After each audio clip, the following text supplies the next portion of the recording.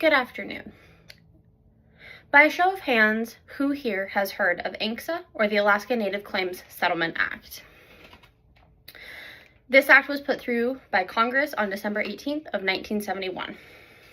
Having grown up in rural Alaska, attending many local, state, and national tribal conferences and meetings, I have absorbed much information about ANCSA over the past 15 or so years. Okay. ANCSA is a very important act as it resolved all of the Aboriginal land claims titles disputes across the state. Okay, let's talk about the circumstances that led to ANCSA taking off the ground. So the Alaska Federation of Natives came together as a large group comprised of many tribes across the state of Alaska.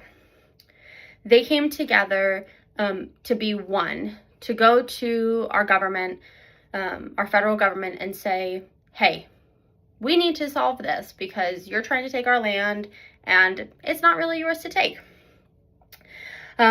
So the current Secretary of the Interior at that time, Secretary Udall, at that time was forced to work with AFN, or the Alaska Federation of Natives.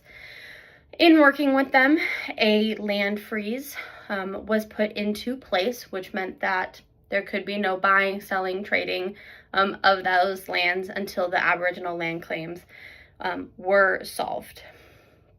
So with that land freeze, nothing really happened as we wanted, but there was no progress that was made.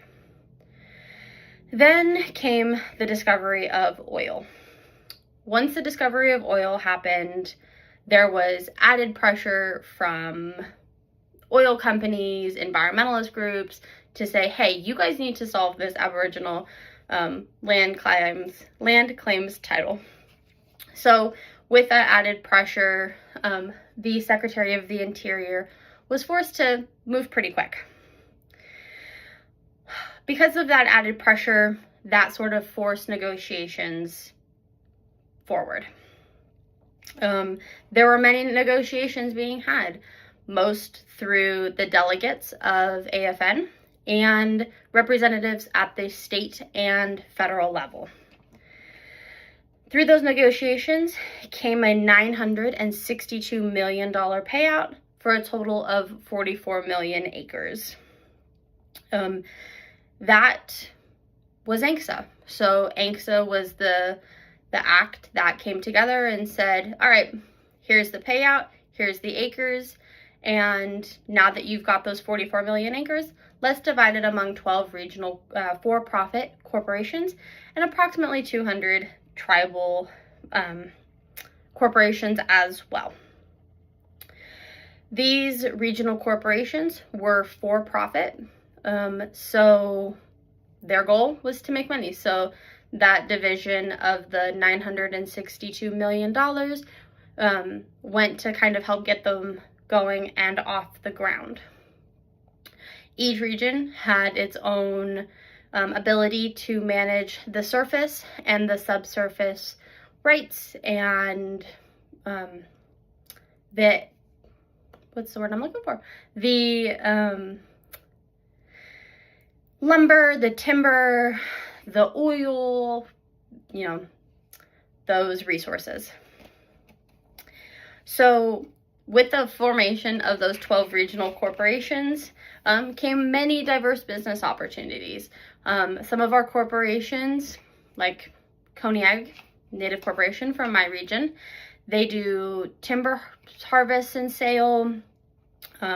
Some of our other regional corporations are big on healthcare and service, internet, all of those fantastic things that they are able to do. So with those regional corporations, they were able to contribute to the local economies at the local, state, and federal level.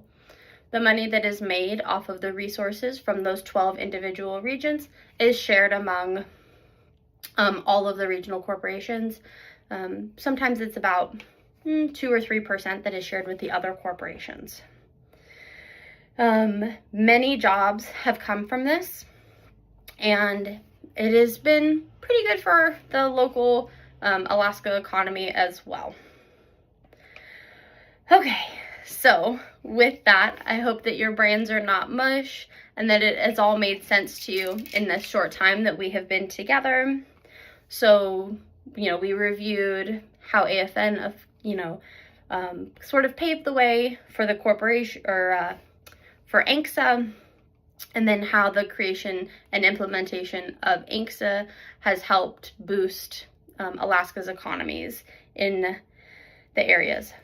So I'd like to leave you with a sort of like a homework piece. So the next time that you meet somebody in a Indigenous setting, such as the Elders and Youth Conference, the Alaska Federation of Natives, ask them what they know about ANCSA. Are they affected? What do they know about it? Do they know anything? And can you educate them from this talk today? Thank you so much, and I hope you have a great day. Bye-bye.